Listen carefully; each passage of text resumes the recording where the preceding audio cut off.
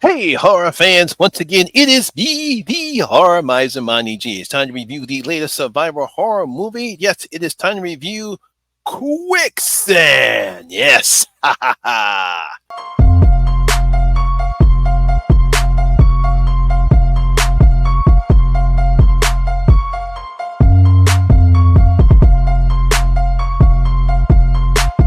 Don't fuck with them hoes. Now, Quicksand is a 2023 survival horror film. It was directed by Andreas Beltran and written by Matt Pitts. Now, the film stars Carolina Gayton, Alan Halko, and Sebastian El Sava. Now, in this film, a married couple who's divorcing become trapped in quicksand while hiking through a rainforest in Colombia. They must battle the elements of the jungle and must work together in order to survive. Oh boy. Horror fans, when it comes to horror movies, one of the more interesting premises that filmmakers have created for us is survival horror. Not like the survival horror video games, but survival horror in horror films. It's when you place a person, a couple, or a group of friends in an environment such as the middle of the ocean with little resources, while at the same time they have to fight against each other, the elements, and of course, those pesky predators. Ooh. Now, we have seen such films like this, such as the open water film series, Frozen, I think it's 48 meters, 47 meters down, The Shallows, and Fall. Now, these films put a person, a couple, or a group of friends stuck in the middle of the ocean or stuck at the top of a 20,000, 2,000-foot radio tower, stranded on a reef miles from the shore and being hunted by a shark. Or even, put it this way, stuck in a cage 47 meters down, surrounded by sharks.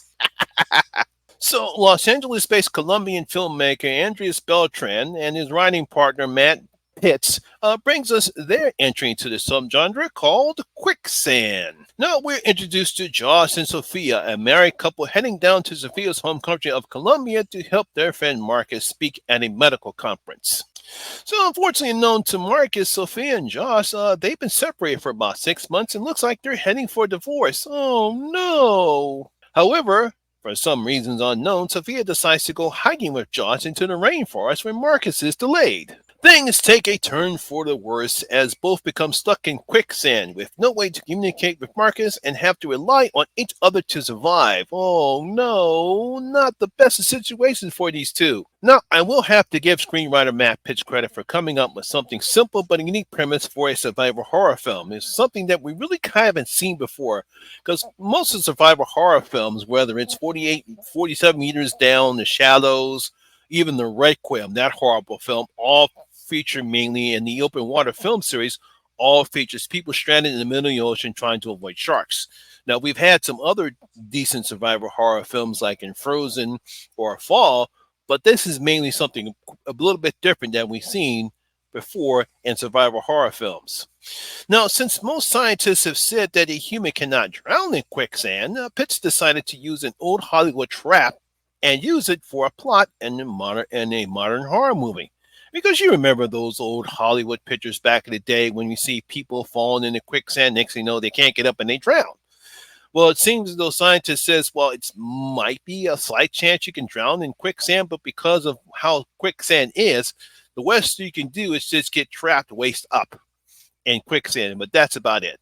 Now, I like the fact that Pitts and Beltran do take their time before Josh and Sophia find themselves in this sticky situation, allowing the audience to get to know the couple. Always good to do some little character development before you put themselves in a situation. And I think they did a good job in this one here. You see, that way you get a good glimpse to see why they're heading for the divorce, as neither of them are happy anymore. They go through the blaming game on what went wrong. They're arguing and picking with each other. I mean, even at one point at a dinner scene, you can see that Sophia does not want to be there.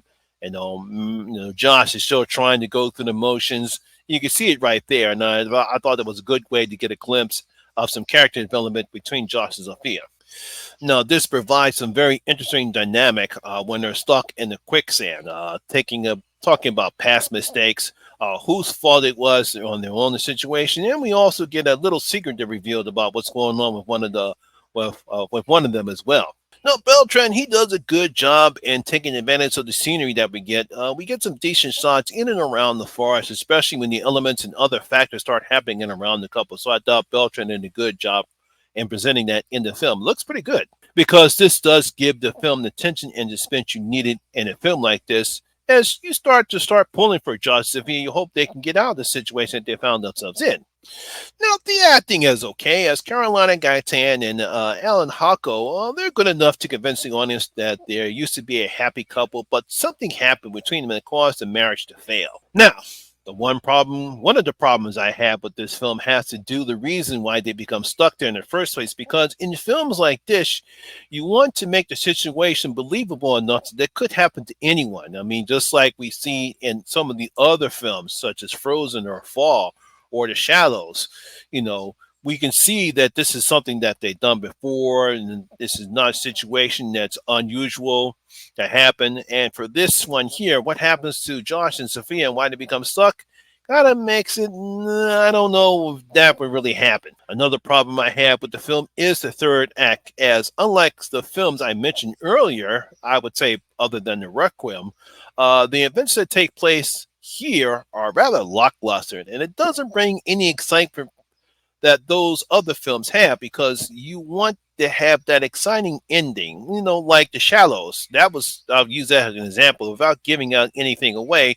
What we have in The Shallows, we don't get that here. What we saw in Frozen, what we saw in 47 meters, or even 47 meters down, you know, something happens. You want something good to happen or something exciting to happen, and nothing happens. I mean, absolutely nothing happens. So, despite some good acting from the leads and some decent cinematography, the film doesn't reach the heights you need to make a decent survival horror film. It's okay. It's not bad. It's not the Requiem. I can tell you that right now.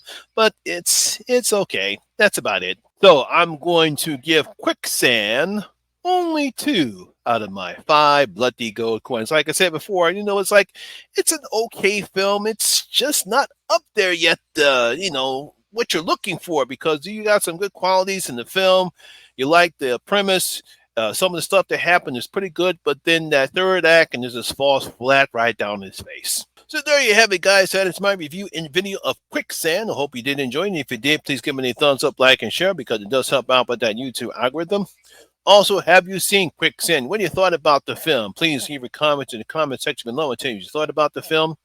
Also, if you're new here, please hit that subscribe button, ring that notification bell. That way, we notify anytime when I put a new video such as this one. Once again, my name's Lamont Smith, better known as a Horror Miser Monty G, and always remember that horror rules. And I see you in my next video. You guys stay safe out there.